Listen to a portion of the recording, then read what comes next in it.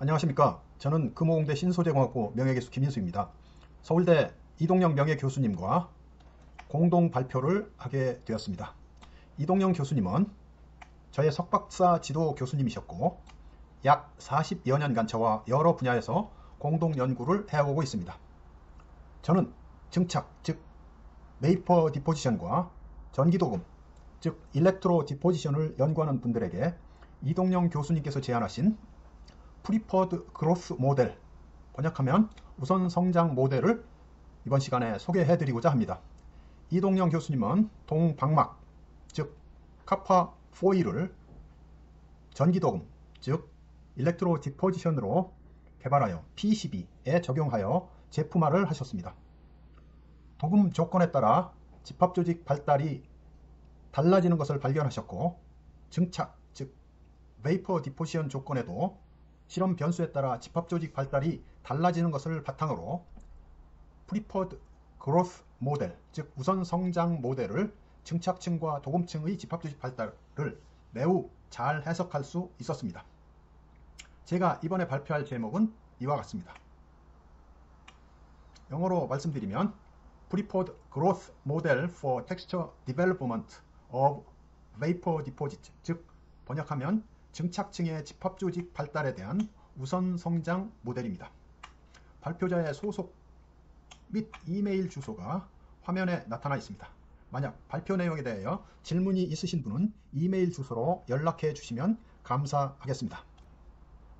다음으로 강의 내용을 간략히 말씀을 드리겠습니다.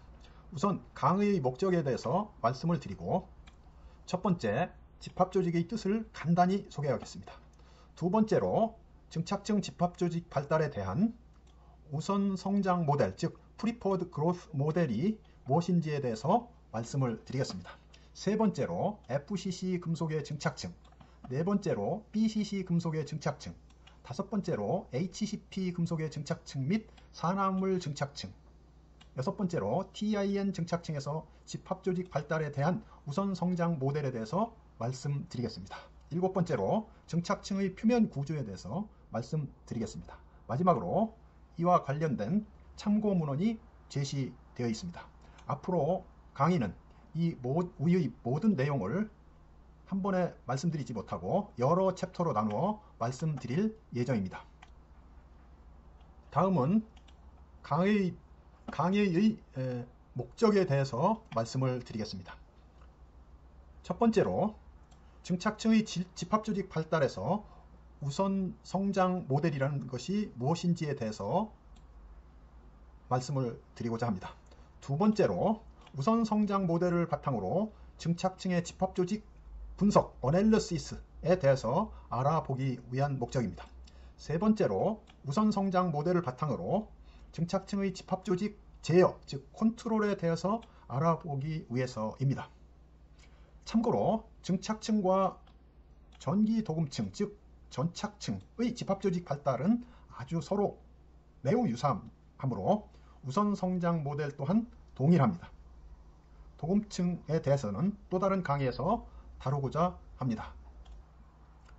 다음은 집합조직의 뜻에 대해서 간단히 말씀드리겠습니다. 결정학적 집합조직, 즉 텍스처는 우선 방위, 즉 프리퍼드 오리엔테이션과 같은 뜻입니다.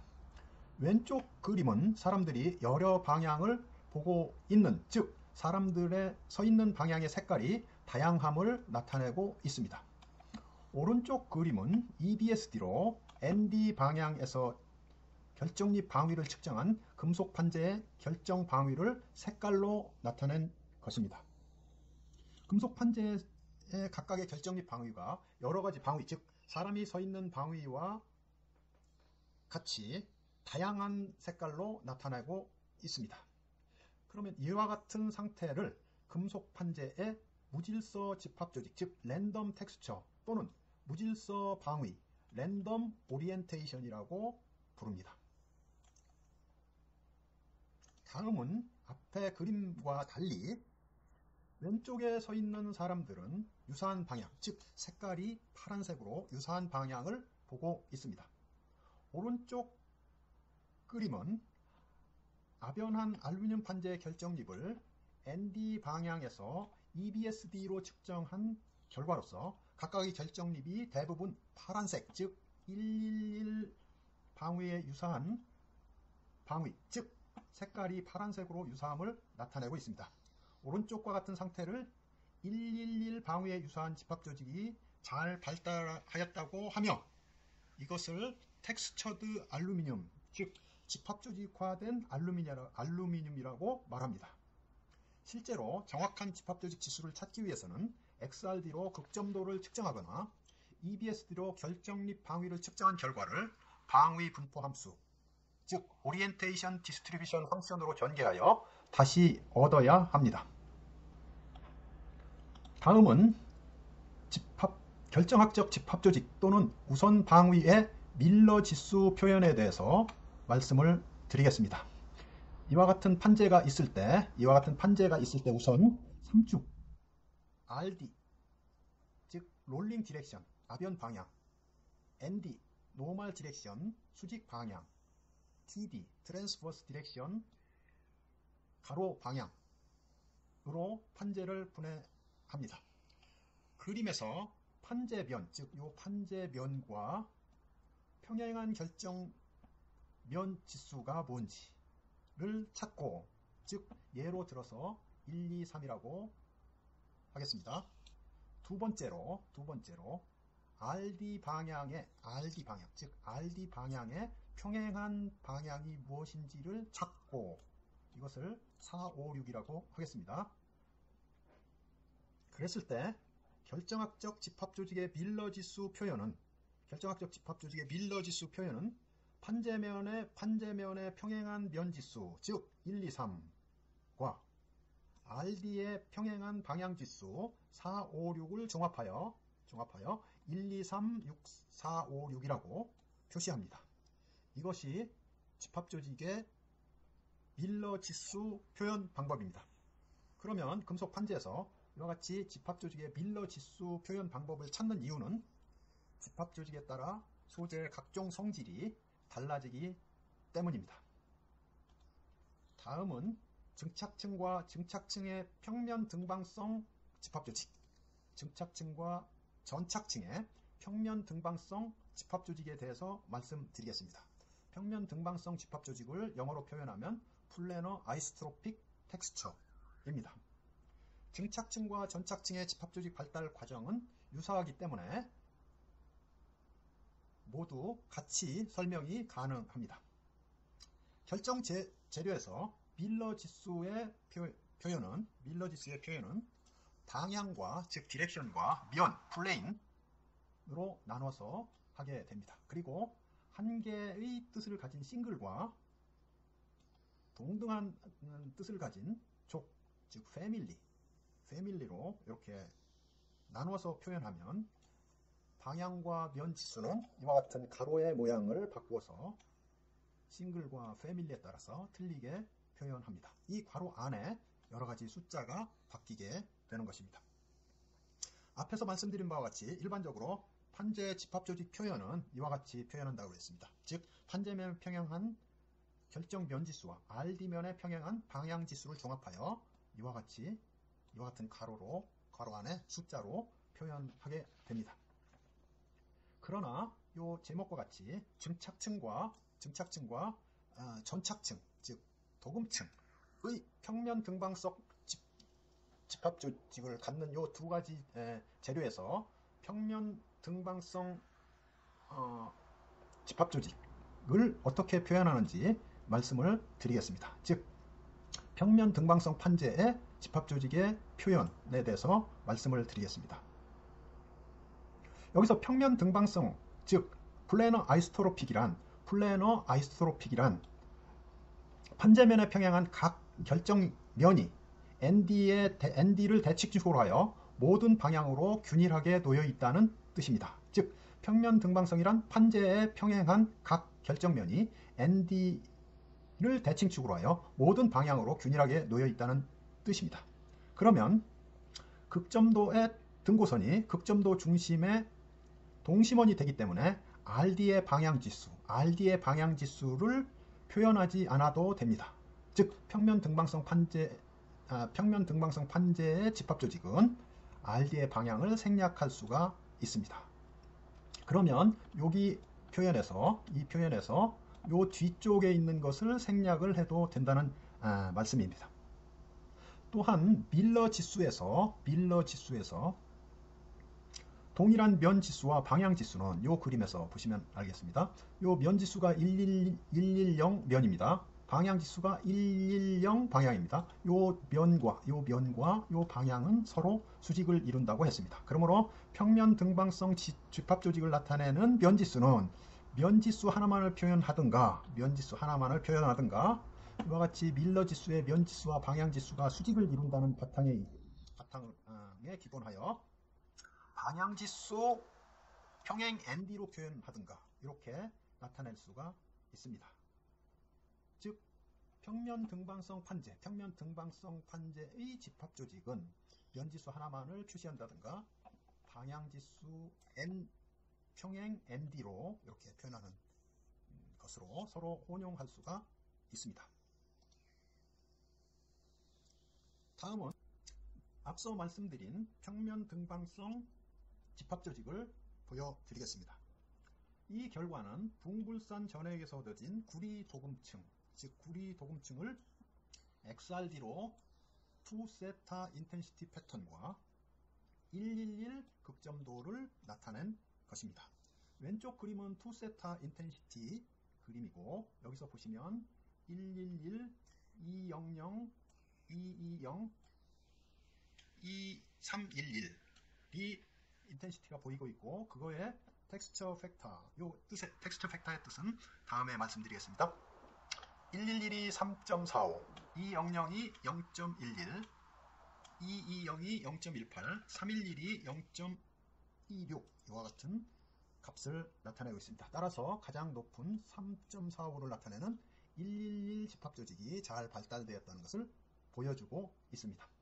오른쪽 그림은 CU 도금층의 111 극점도를 측정한 결과로서 111 집합조직이 잘 발달하였습니다. 그리고 요 중심으로 등고선의 강도가 모든 방향으로 동심원을 이루고 있는 평면 등방성 판재 집합조직임을 보여주고 있습니다. 즉 플래너 아이소트로픽 텍스처임을 보여주고 있습니다. 즉 플래너 아이소트로픽 텍스처는 이와 같이 RD 방향을 특별히 나타내지 않을 수 있다 하는 것이 이 동심원 극점도로부터 알 수 있게 되겠습니다. 따라서 전기 도금층은 도금 조건을 조절하여 특정한 집합조직이 잘 발달한 시편을 만들 수 있을 뿐만 아니라 평면 등방성 집합조직, 즉 플래너 아이소트로픽 텍스처를 갖는 재료를 얻을 수 있습니다. 또한 이번에 말씀드리고자 하는 증착층에서도 이와 유사한 2세타 인텐시티 패턴과 극점도를 얻을 수 있습니다. 다음은 증착층과 전기 도금층에서의 TC와 TF의 뜻에 대해서 말씀드리겠습니다. 여기서 TC는 텍스처 코에피션트, 즉 집합조직 개수, 그리고 TF는 텍스처 팩터, 즉 집합조직 분율, 이렇게 번역을 할 수 있고 각각의 뜻은 이와 같았습니다. 증착층과 전기 도금층의 집합조직은 XRD로 극점도를 측정하거나 EBSD로 결정 방위를 측정하여 방위 분포함수로 전개하여 분석을 하게 됩니다. 그러나 증착층과 전기 도금층의 집합조직은 평면 등방성이기 때문에 간단히 XRD로 2세타 인텐시티를 측정하여 분석할 수도 있습니다. 여기서 I0HKL 그리고 IHKL을 각각 HKL 면의 표준 분말 시편의 적분 강도, 실제 시편의 적분 강도, 이런 뜻을 포함하고 있습니다. 그리고 N을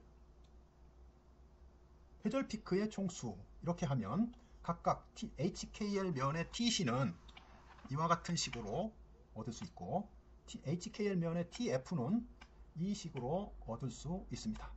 TC와 TF의 차이는 n분의 1이 들어가느냐 들어가지 않느냐 하는 차이가 있습니다. 여기서 TC는 n보다 작거나 같고 tf는 1보다 작거나 같은 그러한 숫자입니다. 그리고 tc와 tf 사이에는 tc